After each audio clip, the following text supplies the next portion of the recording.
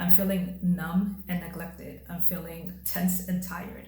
I'm feeling helpless while trying to remain hopeful. How are Black women supposed to be in a society that keeps reminding us that it won't do much to protect our right to just be?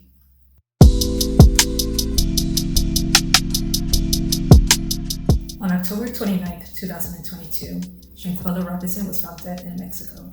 Shanquella was a Black American woman, 25 years old, who was on vacation with her college classmates who flew directly back to the United States the same day that she was found dead. While Mexican police claimed that they had enough evidence and a suspect to move forward with a trial, the US FBI claimed that there was not enough evidence to charge anyone with the crime. I am tortured by these words when I think about this case. God grant me the serenity to accept the things that I cannot change, the courage to change the things that I can, and the wisdom to know the difference. Based on the current outcome of this story, I am worried that Black women have to accept or learn how to live with the limited control and protection over their lives. This video is not about what Black women as a community need to do in response to the FBI's decision towards Shanquella Robinson's case.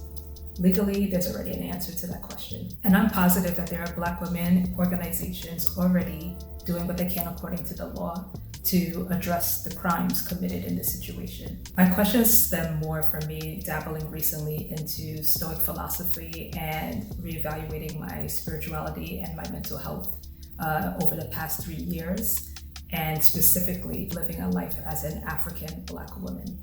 First of all, it's rare to see stories like Shanquella Robinson's make national and international headlines. In December 2022, the Wall Street Journal reported that femicide against Black women increased by 51% between 2019 and 2021, even though few of those cases were ever reported.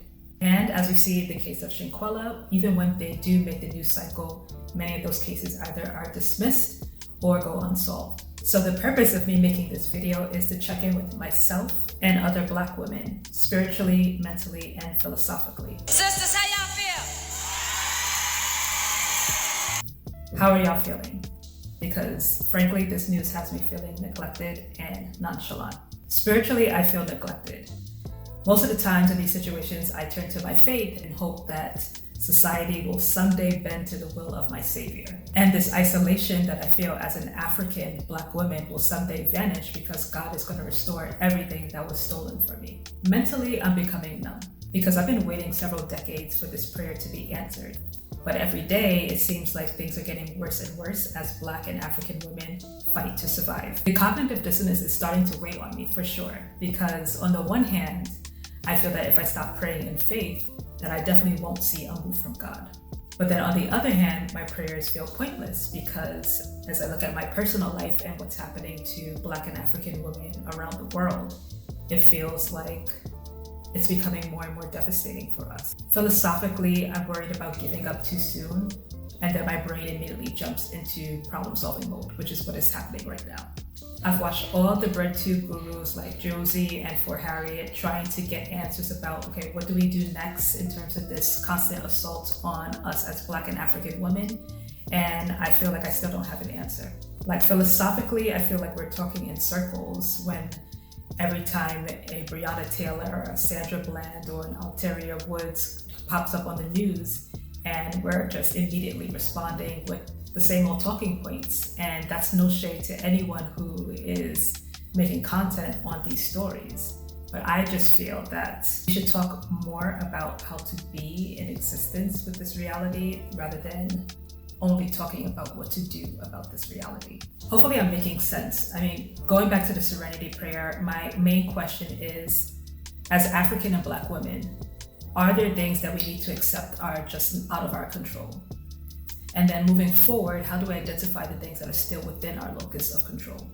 I know there are many thought warriors out there, like Van Lathan likes to say, who are fighting tirelessly using the legal system and political structures to do everything in their possible power to bend that arc of the moral universe. And I applaud you and I stand in solidarity with you. I'm just saying to all my Black and African sisters across the African diaspora, don't lose sight of tapping in and checking in with you, spiritually and mentally. so that you don't lose yourself in the midst of this fight. During the lockdown in 2020, I started this new morning routine where I was watching YouTube playlists on philosophy. More and more, I'm wondering if Stoicism is a practice that Black and African women should adopt to be able to cope with the way that society views and is treating us. This week, I was watching a video on the tenet of Stoicism, which is indifference, which is a rule or a belief that they have. And this quote stood out to me. The desire for security and the feeling of insecurity are the same thing. To hold your breath is to lose your breath. And that's from Alan Watts. And I thought to myself, wow, what does that mean for me as an African Black woman? Because every day I desire to be secure, but every day I also feel very insecure. So in a metaphysical way, am I putting myself in harm's way? I know for a lot of you, that's going to be a wild statement. No, it is the white supremacist, capitalistic patriarchy that is harming us. I agree. I will never, ever blame Black and African women for misogyny or the violence done to us. We did nothing to cause society to hate us or to deem our lives meaningless. What I'm saying is that with the news like this that just came out with the FBI saying they're just not going to press charges in the case of Shanquella Robinson, I am struggling to figure out what to do and how to move forward with that information. Because again, I'm feeling numb and neglected. I'm feeling tense and tired. I'm feeling helpless while trying to remain hopeful. How are Black women supposed to be in a society that keeps reminding us that it won't do much to protect our right to just be?